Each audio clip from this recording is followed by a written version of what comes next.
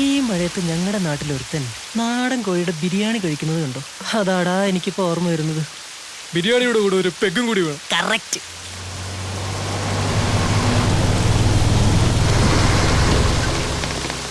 എന്ത് പറയുന്നു പൂളകളെ? നീ തന്നെ പറ, ഈ മഴയത്ത് നമ്മൾ എന്താ ചെയ്യണ്ടേ? ഞാനെന്ത് പറയാനാ, നമ്മളിവിടെ ഒരു പണിയില്ലാതെ ഇങ്ങനെ ഇരിക്കുമ്പോ അടിപൊളി കാർ ഒരെണ്ണം വന്നങ്ങനെ നിൽക്കുന്നു. വന്നോനെ. അപ്പോ കാർ വന്നു നിന്നു. ഇനി ആ കാറിന്റെ ബാക്ക് ഡോർ തുറന്ന് ഒരു സുന്ദരി പുറത്തേക്ക് ഇറങ്ങുന്നു.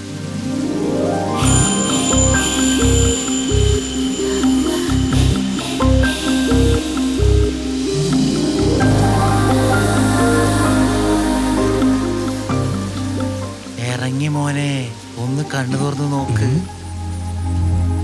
രാജധാനി വിട്ടിറങ്ങി എന്റെ പർണശാല തേടി വന്നതെന്തിനാണ് മോഹിനി? ശ്യാമശില്പമാണ് ഞാൻ, ദേവശില്പിയാണ് നീ. രാജബന്ധനങ്ങൾ വിട്ടു തേടിയെത്തുമെന്നെയൊന്ന് സ്വീകരിക്കുമോ? രാജഗോപുരം കടന്നു രാഗമന്ദിരത്തിലേക്ക് ഇറങ്ങി വന്ന ദേവസുന്ദരി.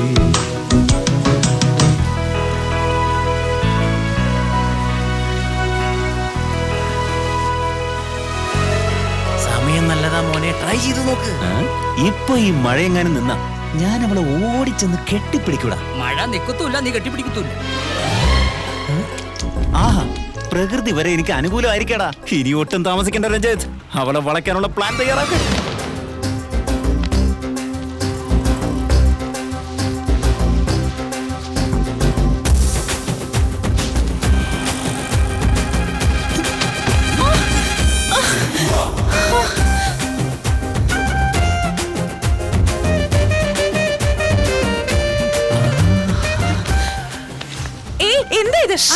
കുറെ ഗുണ്ടകൾ എന്നെ തട്ടാൻ വരുന്നുണ്ട്. ഇത്തിരി നേരം ഒന്നും മിണ്ടാതെ നിൽക്കി. ഇതുവരെ കണ്ടതാണല്ലോ. നേരാണല്ലോ, അവര് തന്നെ അത്. നീ അത് കേട്ടോ, എന്നെ വിട്ട് പോവല്ലേ.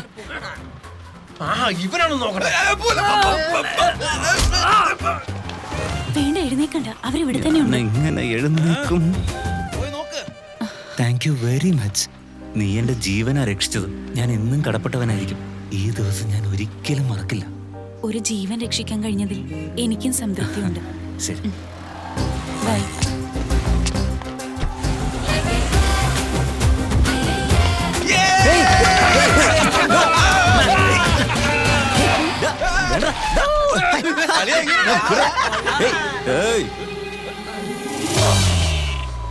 എന്താ ഇത്? ഇവരല്ലേ കൊല്ലാൻ വന്നത്? കോംപ്രമൈസ്. കോംപ്രമൈസ് ആയി. എങ്ങനെ? അതെങ്ങനെയാണെന്ന് വെച്ചാ, തമ്മിൽ കൊന്നാൽ ആരും ജീവനോടുണ്ടാവില്ല. ബ്രഹ്മാവിന്റെ സൃഷ്ടിയെ ജനിപ്പിക്കുന്നത് അമ്മ. ക്ഷണഭംഗുരമായി ജീവിതം നടുറോട്ടി തമ്മിൽ തല്ലി തീർക്കണോ? ഇത്തരത്തിലുള്ള ചൂടൻ ഡയലോഗുകൾ കുട്ടി ചിലപ്പോൾ സിനിമകളിലൂടെ കേട്ടിരിക്കാം. അതിനെ ഉൾക്കൊണ്ടുകൊണ്ട് ഞങ്ങൾ എല്ലാവരും കൂടി അങ്ങ് കോംപ്രമൈസ് ആവാൻ തീരുമാനിച്ചു. അല്ലടാ, സിനിമ ഡയലോഗ് പറഞ്ഞ് എന്നെ പറ്റിക്കാൻ നോക്കുക. കാണിച്ചു തരാം. കാണിച്ചു തരാന്നോ? എപ്പോ? എവിടെ?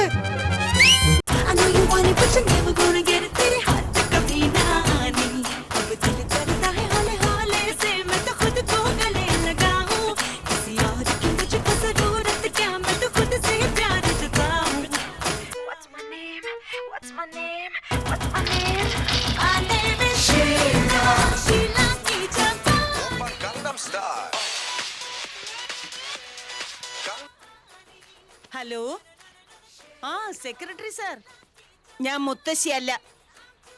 Call me baby, baby Shamili.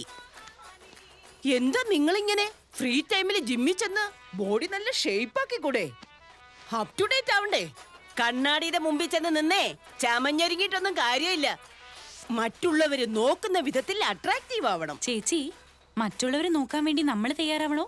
നമ്മൾ തയ്യാറായിട്ട് അവരെ കൊണ്ട് നോക്കിക്കണോ?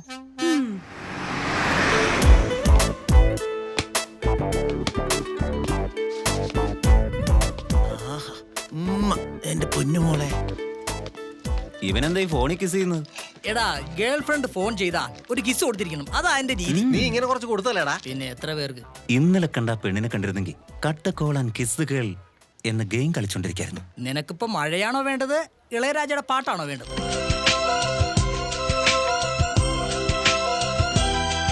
ആ ആ പാട്ട് പോലെ അവളും കൂടി ഒന്ന് വന്നിരുന്നെങ്കിൽ.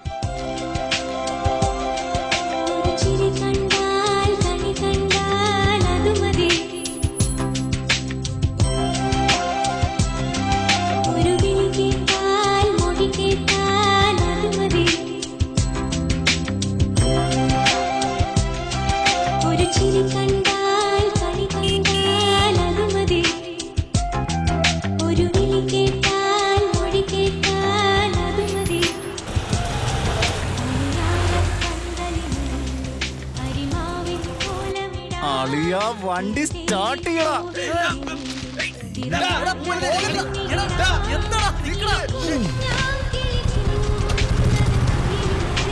വേഗം പോടാ.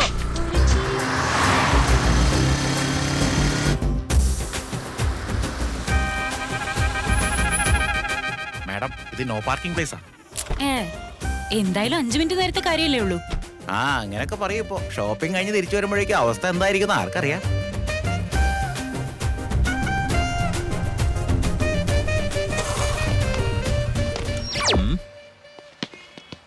ടെണ്ടുൽക്കർ ഇങ്ങ വാ. Well, this little man is the nearest thing to Bradman there's ever been. What a player he is. And he's going to finish this off quickly. Have a look at that shot. Oh, he's hit this one, Marcus. Right shot. Oh, it's a biggie.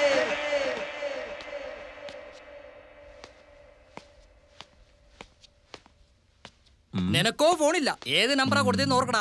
അറിയാത്തതുകൊണ്ട് ഞങ്ങൾ ഇവിടെ tension അടിക്കുക. അതിതോ fancy number ആയിരുന്നില്ലടാ. അത് 6666 ആണോ? ആ അതെന്തിനാ? അതെ അതെ. കൂടെ വന്നത് അവൻ. കാറിന്റെ കണ്ണാടി പൊട്ടിച്ചതോ അവൻ. കാർ ആ പെണ്ണിന്റേത്. എടാ എന്തിനാണ് എന്റെ നമ്പർ കയറി കൊടുത്തത്? മേഡം ആ വില കൂടിയ ഗ്ലാസ് പൊട്ടിച്ചല്ലോ മേഡം.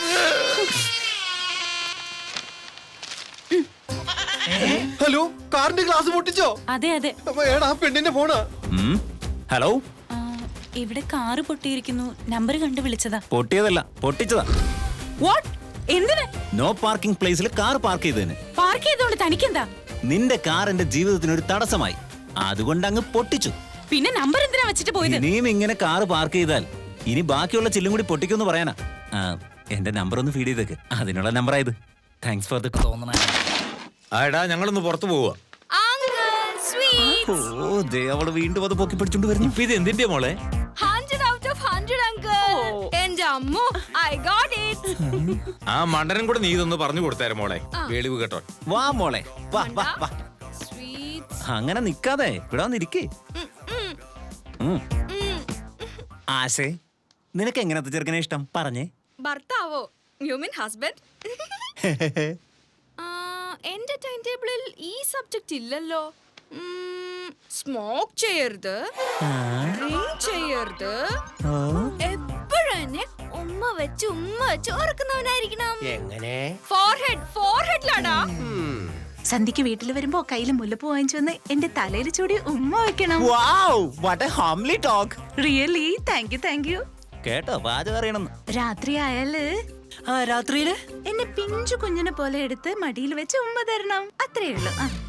അവനെങ്ങാൻ എന്റെ ഈ കൈ കിട്ടി പിന്നെ നമസ്കരിക്കണോടാ. അവന്റെ കൈ ഇങ്ങനെ പിടിച്ച് അടിച്ച് തല ഞാൻ പൊട്ടിക്കും. ഇരിക്കണേ അവിടെ. ഇനി നീ 100-ൽ 100 കിട്ടിയെന്നും പറഞ്ഞ് സ്വീറ്റ്സും മേടിച്ചോണ്ട് ഇങ്ങോട്ട് വന്നാ പിന്നെ നീ എക്സാം എഴുതില്ല. നിന്റെ ഫൈനൽ എക്സാമിന്റെ ഹാൾ ടിക്കറ്റ് വരെ ഞാൻ അടിച്ചെടുത്താൽ അല്ല, യെസ്. പിന്നെ നിന്റെ അമേരിക്കൻ ബ്രദർ വിചാരിച്ചാൽ പോലും ഈ വർഷം പരീക്ഷ എഴുതി 100-ൽ 100 മേടിച്ച് ലഡ് വിതരണം ചെയ്യുന്ന കാര്യം നടക്കില്ല. യെസ്.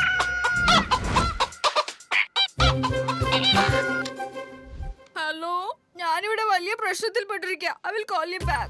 ആരാടിയത്? നിന്റെ ഫ്രണ്ടാ? ഏത് കോളേജിലാ? നീ മിണ്ടാതിരി. ഞാൻ എന്റെ ആന്റിയോട് സംസാരിച്ചേ. നിന്നോട് ഞാൻ എന്തിനാ അത് പറയുന്നേ? അയ്യോ, നീ പറഞ്ഞാലും പറഞ്ഞില്ലെങ്കിലും ഞാൻ ചെയ്യാനുള്ളത് ചെയ്തിരിക്കും. പറയാ ഞാൻ. അവൾ എന്റെ ഫ്രണ്ടാ. ഹാളിയാ, ആ കോളേജിന്റെ പേരൊന്ന് നോട്ട് ചെയ്തേക്ക്. പറഞ്ഞേ. Saint Francis college.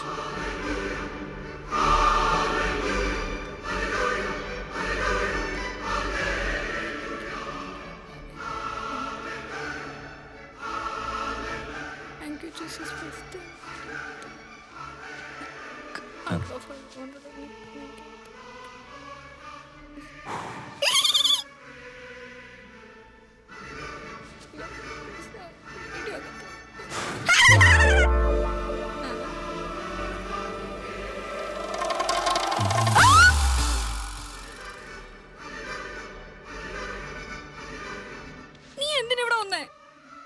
എന്റെ ഫ്രണ്ടിനെ ഒന്ന് കെട്ടിപ്പിടിക്കാൻ വന്നതാ. ഞാൻ കംപ്ലീറ്റ് ചെയ്യും. അപ്പൊ നിനക്ക് ഹോൾ ടിക്കറ്റ് വേണ്ടേ? അതെ, നീ അവിടെ നിന്നിട്ട് അവളിപ്പുറത്ത്. എന്ത് കഷ്ടം ഇത്, പ്ലീസ്.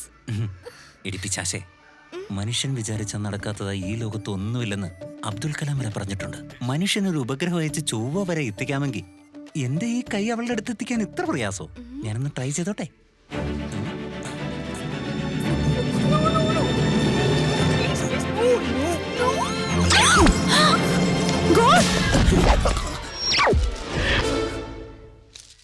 അയ്യോ,